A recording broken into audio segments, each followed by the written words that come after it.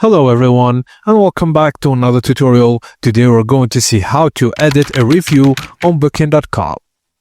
Once you've submitted a review on Booking.com, you cannot simply go back and edit it. This is because reviews are tied to compelled stays and must retain authentic.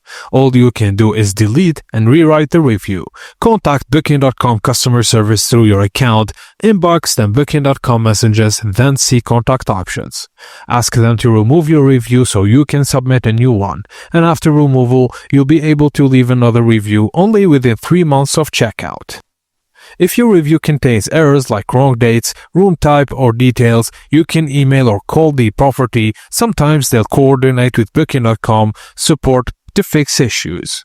And if you stay again, you can leave an updated review reflecting your new experience. Just note that reviews can only be changed within 3 months after checkout. And if your review violates Booking.com's guidelines like wrong language, personal details, Booking.com may remove it automatically.